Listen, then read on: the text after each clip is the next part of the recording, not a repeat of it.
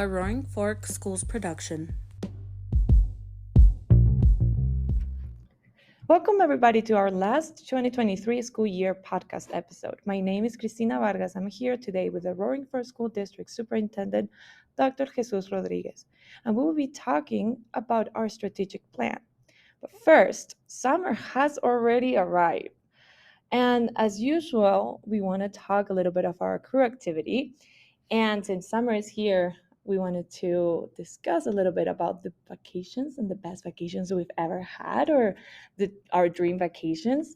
So for me, I think I've had many vacations and I've traveled a bit, but I think my favorite vacation would be the one that I did a cruise with my family when I was fairly young. I think I was like 15 or 16, and it was my dad, my mom, my brother, my sisters, and I just had the best time. I have that as a core memory for me, and I go back to that time, and it's an amazing time that I had.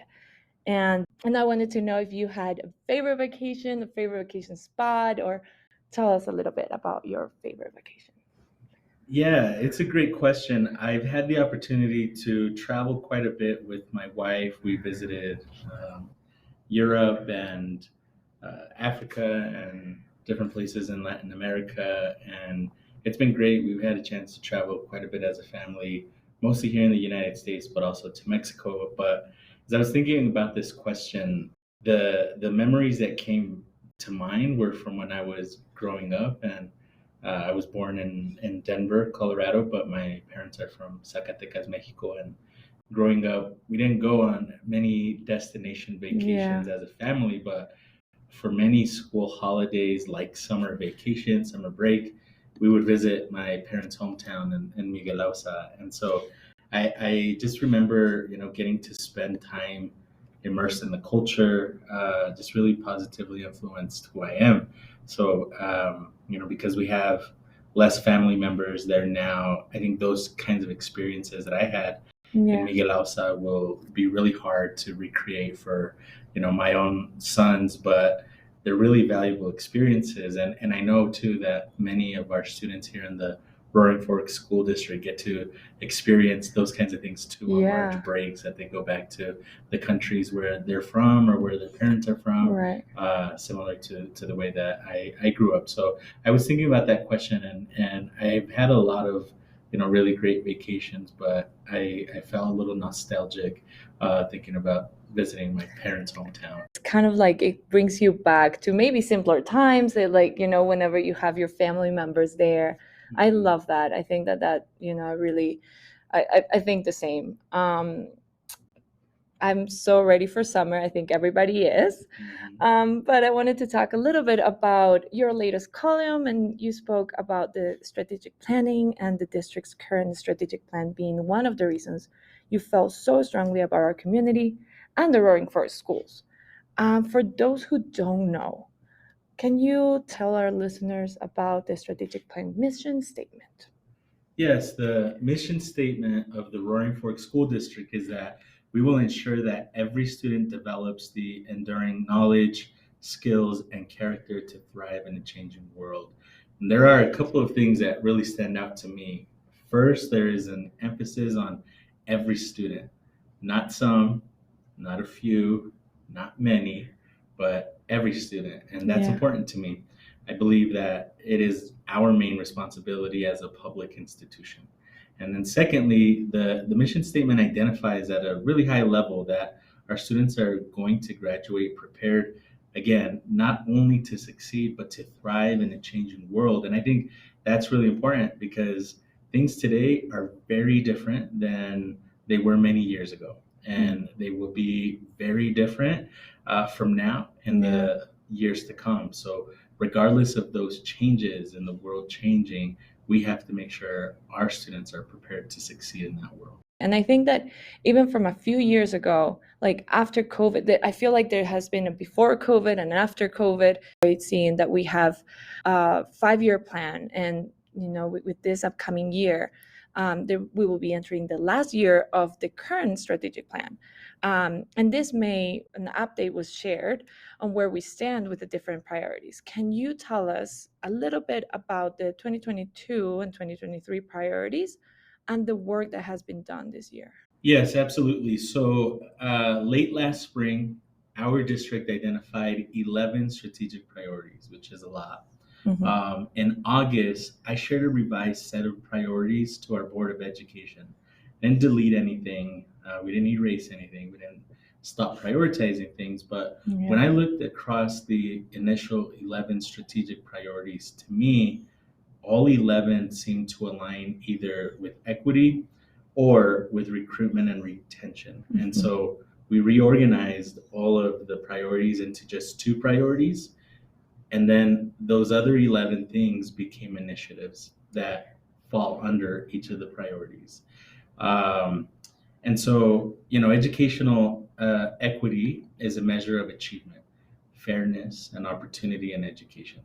And going back to our mission statement, equity is achieved when all students receive the resources that they need to graduate prepared for success after high school. And I believe that we can be a national model for achieving equity. But returning to the original 11 priorities identified last spring, we revised them to be initiatives. And one example of an initiative that we reorganized under equity, for example, was the launch of the Bilingual Communications Toolkit.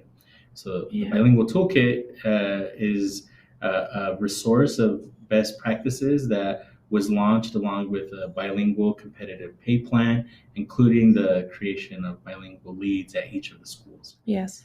And an example of an initiative that we reorganize under recruitment and retention is staff housing.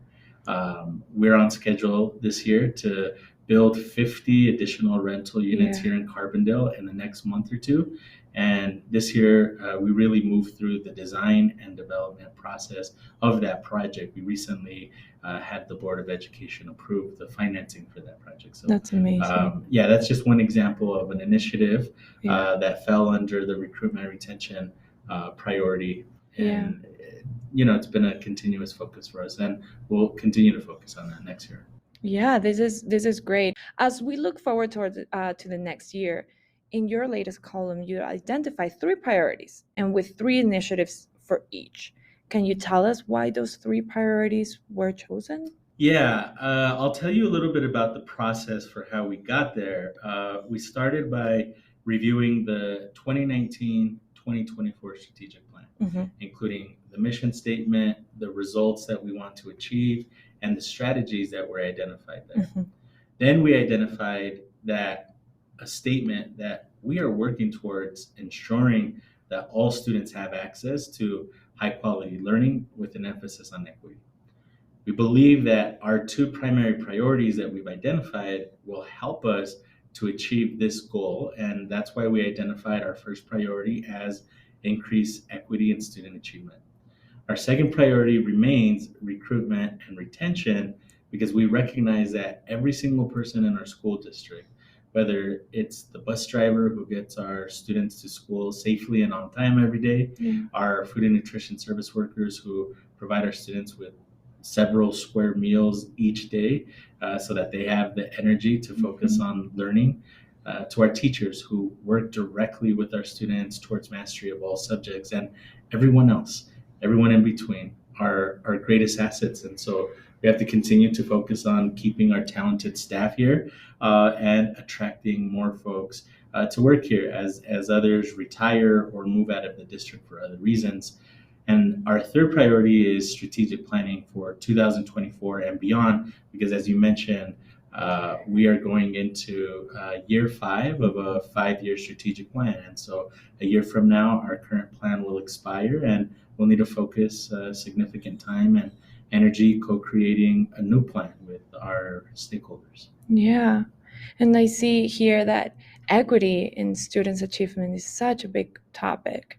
Can you talk about the Unified Improvement Plan and the major improvement strategies to see our students succeed? Yeah, that's a great question. I'll try to be brief, but one of the initiatives for next year that's under our priority of equity and student achievement is the implementation of our Unified Improvement Plan, or UIP. Some people call it the UIP. And the Unified Improvement Plan is a plan that every school district and every school in Colorado is required to submit. So we believe that if we successfully implement our improvement plan, then we will increase student achievement. Our Unified Improvement Plan has four major improvement strategies, which are: one, to ensure access to an authentic engagement with grade level content; two is strengthen the quality of instruction in every classroom; three is develop district-wide understanding, leadership, and support for our multi-tiered systems of support, including social emotional learning supports; and the fourth is establish and strengthen a school-wide plan to support emerging bilingual students. I really appreciate that, and I think that that's amazing. Lastly, in the last few weeks, we have been requesting input for the students and the community to share what they think about to be a great portrait of a graduate and core values. And we have had great responses from both. Can you tell us more about what we're hearing and what's going on? Yeah, we had over 250 students, staff, parents, and community members take a survey that responded to questions like, what is something you wish you had learned in school? And what are the skills needed to be successful in today's economy? We then organize about 1,500 individual pieces of feedback into themes and categories. Then we had students from our high schools design 4 prototypes of the visual representation of our portrait of a graduate. And our design team tried to synthesize those themes and categories into descriptive competencies and values. So we currently have a survey out to collect feedback, and we're asking folks in the survey, are these the right values? Mhm. Are these the right competencies? How do these resonate? And, do you have any feedback to improve them? And so far, we're hearing really positive feedback that they are resonating with competencies and the right core values. So I pulled out 3 comments that just from the top.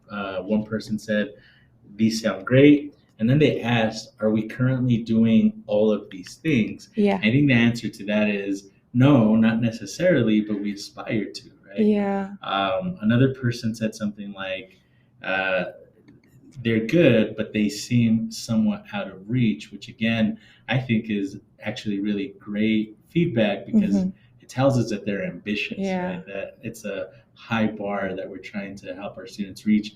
And then a third person said, it's an excellent list. I feel like it covers all of the bases. So we're really excited to continue to get more feedback. The survey is still live. And we'll make adjustments depending on the feedback we hear. Again, so far people are saying that it is resonating. They are resonating with folks, and we're excited that early at the next school year we'll present the visualization to the community, and we'll ask for feedback again to say, does this look good? Does this represent who we are and what we aspire to be? So it's really exciting work that is going to also inform the strategic planning work next year. How you just explained it makes so much sense, and it makes us want to see, this is who I want to be, this is what I would like to see my kids being, and that's a great, very exciting project. Is there anything else you would like to share with our listeners before we go into our summer break? Yes, just like I mentioned in the column recently, being an educator is a very challenging profession. It's often very thankless as well. And I just want to wish every single staff member in our school district a restful summer break. I am proud of the work that we accomplished this school year, and I'm really looking forward to an even better 2023-24 school year. So just thank you for all that you do. That's wonderful. Thank you so much, everybody. And this will be our last episode. And I hope you have a great summer. Thank you so much for being here. And thank you, Dr. Rodriguez, for coming today and talking a little bit about the plan and the strategic priorities and initiatives. Thank you. See you next year.